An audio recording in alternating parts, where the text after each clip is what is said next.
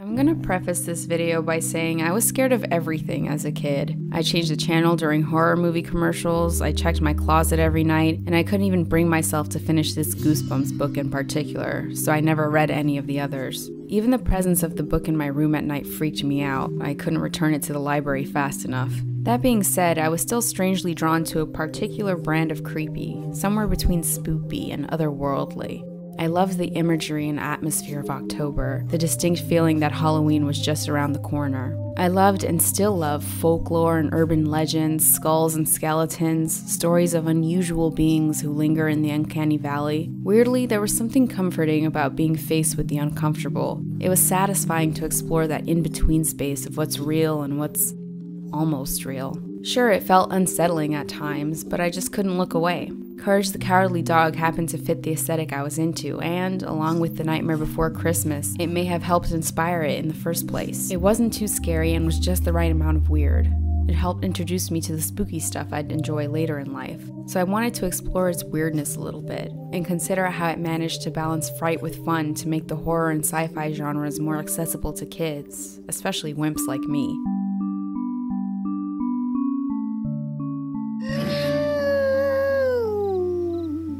I just know something bad is going to happen. Everything about the artistic direction of this show seems designed to make us uncomfortable. The setting is isolated and barren, inspired by Dorothea Lange's photography of the Dust Bowl. The color schemes and real-world textures, clashing several vibrant colors against drab ones, visuals which are innately unappealing to the eye. The music, which show creator John Dilworth insisted be original, creates a unique tension with bizarre sounds and scores.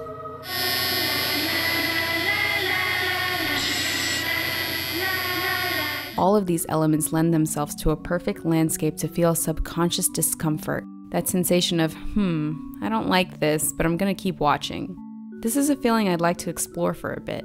Dilworth was inspired by the works of Dali, Hitchcock, Truffaut, and plenty of other creators.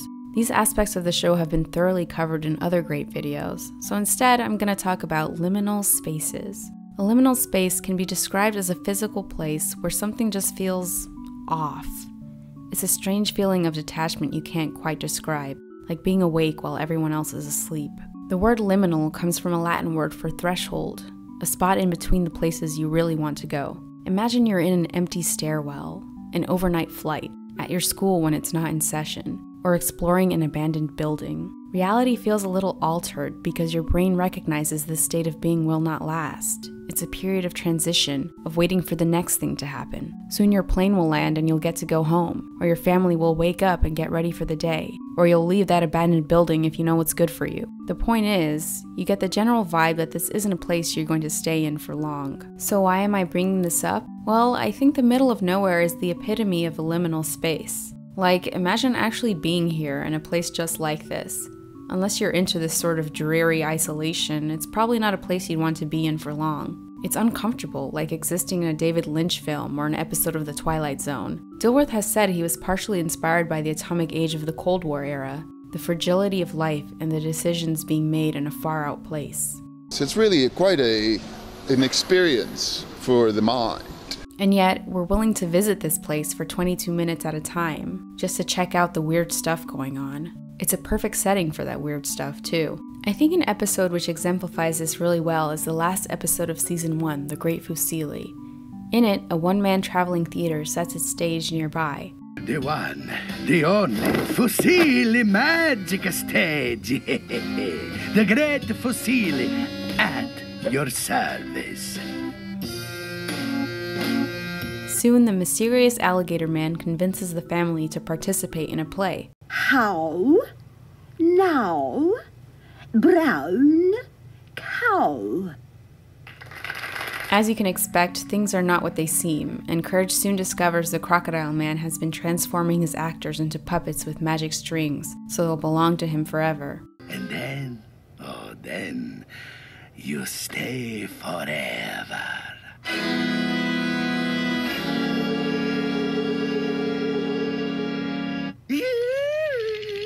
The whole episode takes place during this period of moody dusk, with this music playing in the background.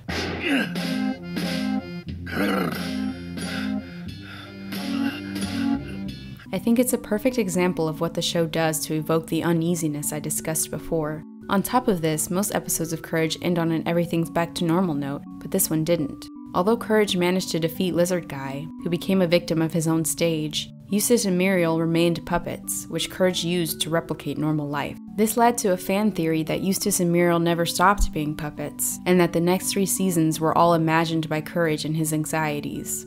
I don't really take this theory to heart, but Dilworth, as with all fan theories, refuses to confirm or deny it. Have you seen any of these fan theories? Oh, I get so many of those. I love them all. I love them all. I'm not going to become a stuffed shirt and tell somebody their theory is wrong or inaccurate. They're all correct. Who's to say you can't look at artwork and say, this is it? Regardless if the theory holds water, I think the episode managed to encapsulate the feeling of a liminal space. Same with the episode Windmill Vandals, which is colored with deep red and purple hues and has this music playing throughout.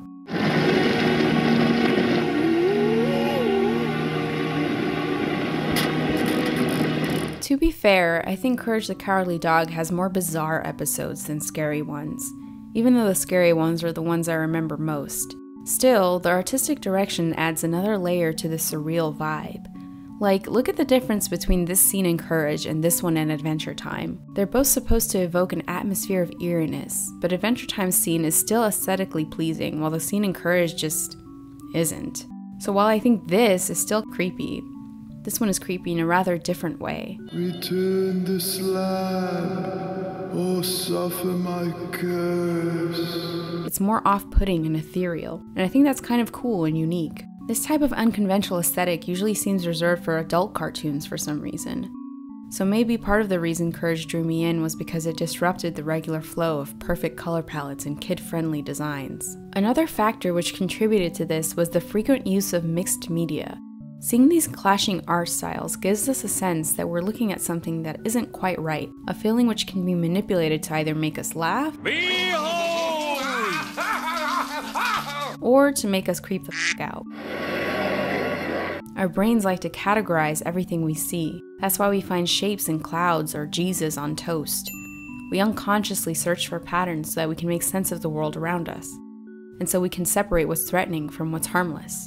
This is why the Uncanny Valley is a thing. When we have trouble categorizing something, it's creepy to us. So when we're watching a 2D cartoon and something pops up which doesn't fit that pattern, it can be startling. This can be as subtle as the real-world textures and photos composited throughout the show, or as upsetting as this.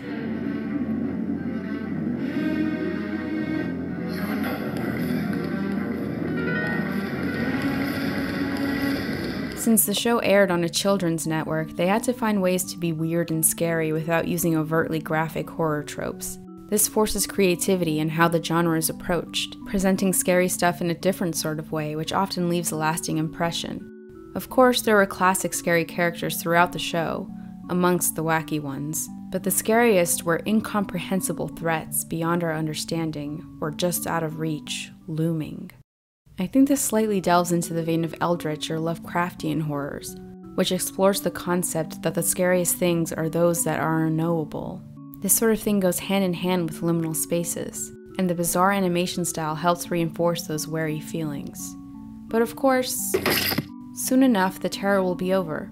Eustace will be cursed forever while Muriel and Courage will be just fine, and so will we. It's not too heavy to process like some adult horror and sci-fi. It's a baby step into the genres, with the discomfort balanced by humor and a quick turnaround to safer ground.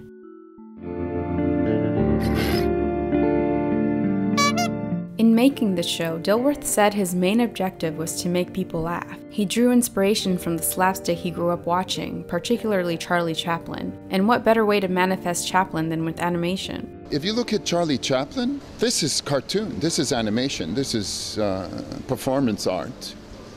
And he is my greatest, among my greatest influences. Cartoon characters survived the most absurd things. I mean, nothing was taboo, and it was funny. You could rip your eyes out, eat them, come out of your ears, and put them back in, and it's not a worry. I mean, you can do this. It was magic. You could just experience anything. So, there it is. I think I answered it. See ya! As you can see, this type of slapstick comedy is ubiquitous throughout Courage. Dilworth's eccentric brand of humor was obviously the heart of the show. It just so happened he's also a big fan of horror and sci-fi, and ducks. So he made use of those themes as a backdrop for the humor. He wanted us to be scared, but be able to laugh at the same time. You see that door? You wanna know what's behind that door? You don't wanna know what's behind that door. You see these bones? You wanna know what made these bones? You don't wanna know what made these bones. He neutralized fear with comedy, making the creepy stuff manageable for a young audience. Horror and comedy seem to go hand in hand a lot of the time. Along with horror comedy movies, there are plenty of regular horror movies that incorporate comedy to add some levity to the dread. And every now and again I watch old horror movies and can't help but laugh at some of the silly scenes. I mean, it's unintentional humor, but still. I love the ups and downs of terrifying scenes tempered with witty or silly humor in between. I think it makes the funny moments have more of an impact. I'm sure as a kid, Courage accomplished the same thing for me, like this Exorcist scene that turned into a thumb war.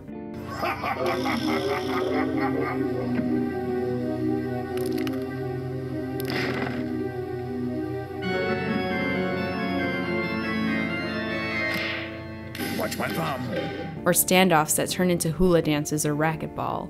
Or this. Oh, come on. I think this horror humor pairing makes sense with the phenomenon of humor helping us process our fears, including our fears of the unknown. I think horror is funny. Okay. And it always makes me laugh. And I write like the Goosebumps books. Every chapter ends like in a punchline. I just think they're very closely knit. That isn't to say all the episodes of Courage relied on this dynamic. For example, one of my favorite episodes, Last of the Star Makers, was really sentimental and moving.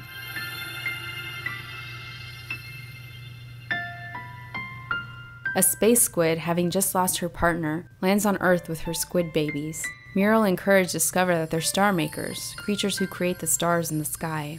Oh my! You make stars! Soon enough, much like E.T., she's forced to endure government-sanctioned scientific experimentation. It's kind of interesting that the government and military regularly show up as antagonists in this show, but that's a video for another day. Courage manages to save the adorable squid babies, but their mom succumbs to her injuries and transforms into a beautiful garden. Note the color contrast between this and the Great Fusilli. It's much warmer and comforting. Dilworth wanted to explore the idea that death brings new life. He did the same in a hand-animated short called Life in Transition, where he depicts a lookalike going through various stages of life before dying and being born again, blossoming into a field of flowers. Coincidentally, liminal spaces can also represent psychological periods of transition, like divorce or moving, or perhaps even dealing with death. Anyway, it's a really lovely animated short and you should go watch it. I'll link it below. Some of these more emotional episodes explore what it means to be afraid, what it means to be kind, or what it means to be temporary. Dilworth says my films tend to have a morality running through them, issues of what motivates human behavior, what are the intentions of characters. I often have these underneath the comedy. The comedy acts as a layer of camouflage to real questions about why we do what we do, an examination of human behavior and their values. There's no such thing as perfect. Huh? You're beautiful as you are, Courage. With all your imperfections, you can do anything. We can see this thread of morality at play in plenty of episodes. Being greedy and cruel gets you here, while being brave and compassionate gets you here. And most of all, having courage doesn't necessarily mean you're not afraid. People have been saying to me things like, I have a 6-year-old, would you take a 6-year-old to this? And I've had to say, look, that's really makes about as much sense as saying to me, I have a 6-year-old, should I make him a mushroom omelette for lunch? The answer is, I don't know your kid, lady. There appears to be a lot of backlash when children's media is deemed too scary for them. Maybe I'm not familiar enough with what's being released for kids, but it doesn't seem like there's much new scary stuff. And if you know of any, I'd love to check it out. Aside from individual episodes from a couple shows, a lot of the spooky stuff I see are the tried and true staples of children's horror that have been around for over a decade. Not that there's anything wrong with that, but where's the new stuff? The genre doesn't seem to get enough love compared to others. Content doesn't have to be happy and colorful to keep children interested. Dilworth thinks there's no way Courage would be allowed to be made today, and I'm inclined to agree with him. There are plenty of intriguing analyses about Courage out there, but to be honest, I didn't watch it as a 7-year-old and came away with some deep philosophical understandings of life or whatever. I didn't feel profound life lessons being learned, I just liked how weird it was.